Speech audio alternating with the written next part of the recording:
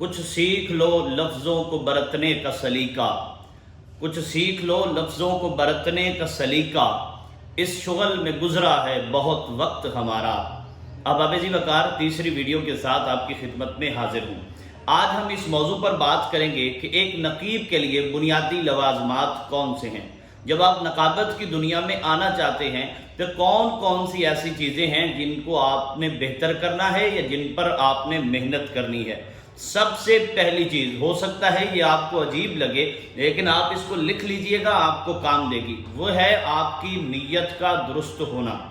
رسول اللہ صلی اللہ علیہ وسلم نے ارشاد فرمایا انما الاعمال بالنیات، کہ اعمال کا دار و مدار یہ نیتوں پر ہے۔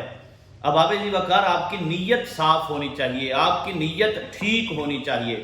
جب آپ کی نیت ٹھیک ہوگی تو آپ کو شہرت بھی ملے گی، آپ کو رزق بھی ملے گا، اور اللہ رب العزت آپ سے دین کا کام بھی اس بولنے کے ذریعے سے لیں گے۔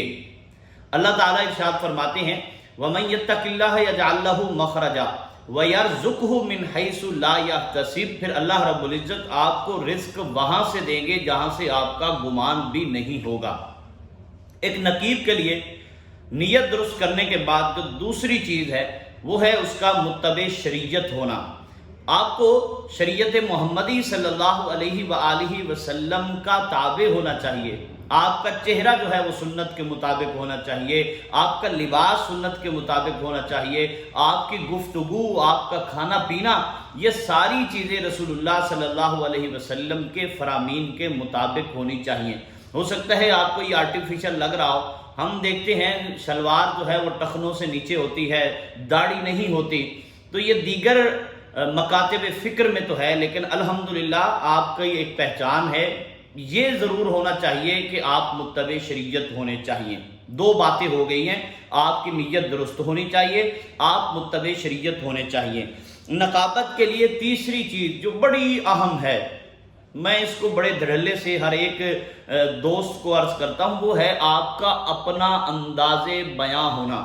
کہتے ہیں کہ سیف انداز بیاں بات بدل دیتا ہے، ورنہ دنیا میں کوئی بات نئی بات نہیں۔ اب جب کسی کو کاپی کر رہے ہیں آپ کو اس کو سنیں ضرور۔ کہتے ہیں if you are not good listener you are not good speaker، اگر آپ اچھا سننے والے نہیں ہیں تو آپ کبھی بھی اچھا بولنے والے نہیں بن سکتے۔ سننا ہے لیکن سننے کے بعد ہو بہو اس کو کاپی کرنے کی بجائے آپ نے اپنے انداز کو لے کے آنا ہے جو مارکیٹ میں آپ کی پہچان بنے گا۔ ادروائز آپ صرف ایک نقال کی حیثیت سے رہیں گے، آپ کی اپنی پہچان نہیں بنے گی۔ تین باتیں ہو گئی ہیں، نیت درست ہونی چاہیے، متبع شریعت ہونا چاہیے، انداز بیان اپنا ہونا چاہیے۔ چوتھی چیز، شہزادے آپ کے اندر خود اعتمادی ہونی چاہیے۔ خود اعتمادی کو کہتے ہیں انٹرنل موٹیویشن۔ آپ نے اپنے آپ کو حوصلہ دینا ہے، آئی کین ڈو اٹ، میں یہ کر سکتا ہوں۔ جب آپ دیکھو ایک بات آپ یاد رکھو، اس میں شرم نہیں کرنی، محنت کرنی ہے، پریکٹس کرنی ہے، اور آپ نے اپنے آپ کو حوصلہ دینا ہے بھائی فلاں خطیب بن سکتا ہے، فلاں نقیب بن سکتا ہے تو میں کیوں نہیں بن سکتا۔ کل کی ویڈیو میں ہم یہ طے کر چکے ہیں کہ ماں کے پیٹ سے کوئی خطیب بن کر نہیں آتا۔ آپ کو آپ کی اپنی ذات پہ اعتماد ہونا چاہیے کہ میں ایک اچھا خطیب بن سکتا ہوں۔ آپ یقین کیجئے آپ نے جب یہ سوچ لیا تو آپ سمجھو کہ آپ بن گئے ہیں۔ اس کے بعد ہے زبان پر عبور، زبان آپ کو آنی چاہیے۔ میں نے پڑھا تھا شورش کشمیری اپنی جو کتاب ہے فن خطابت، اس میں لکھتے ہیں کہ اردو زبان جو ہے اس میں کائنات کے سما جانے کی صلاحیت ہے۔ سلیقے سے جو ہواؤں میں خوشبو گھول سکتے ہیں، ابھی کچھ لوگ باقی ہیں جو اردو بول سکتے ہیں۔ تو آپ جس زبان میں گفتگو کرنا چاہتے ہیں آپ کو اس زبان پر مکمل طور پر عبور حاصل ہونا چاہیے۔ اس سے اگلی بات، آپ کا تلفظ ٹھیک ہونا چاہیے۔ ہمارے ہاں عام طور پہ بولا جاتا ہے جی علم بڑی دولت ہے۔ بھائی علم نہیں ہوتا، علم ہوتا ہے۔ کہتے یہ بات غلط ہے، بھائی غلط نہیں ہوتا، غلط ہوتا ہے۔ آپ کا تلفظ اتنا شاندار ہونا چاہیے۔ آپ ضیاء محی الدین صاحب کو سنیے، آپ ان کے انداز سے آپ کو لگے گا، ان کے تلفظ سے آپ کو لگے گا کہ کتنی شاندار پروننسیشن ہے، کتنے شاندار انداز سے بات کو پیش کرتے ہیں۔ اس کے بعد اگلی چیز ہے ادائیگی۔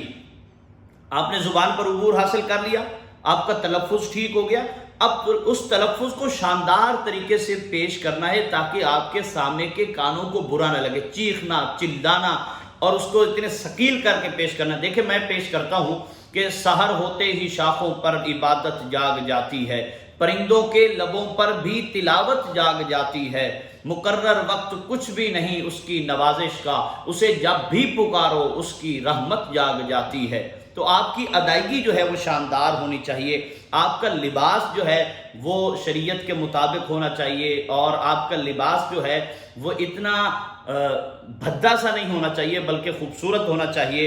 حاضر دماغی بہت ضروری ہے، ایک نقیب کا دماغ 24 گھنٹے حاضر ہونا چاہیے، اس کو ہر چیز سے، اس کو دیواروں سے، اس کو کتابوں سے، اس کو لوگوں سے علم جو ہے وہ کشید کرنا چاہیے اور اس کو جو ہے وہ شاندار طریقے سے پیش کرنا چاہیے۔ آخری چیز ایک نقیب کے لیے جو ضروری ہے وہ ہے پریکٹس۔ آپ نے کل بار بار مجھ سے پوچھا کہ جی اشعار یاد نہیں رہتے، بیٹا practice makes a man perfect. جب آپ اتنا زیادہ پڑھیں، سوتے اٹھتے بیٹھتے کھاتے پیتے جاگتے چلتے پھرتے، تو آپ سوئے ہوئے بھی ہوں گے تو آپ کے دماغ میں آپ کے وہی اشعار چل رہے ہوں گے۔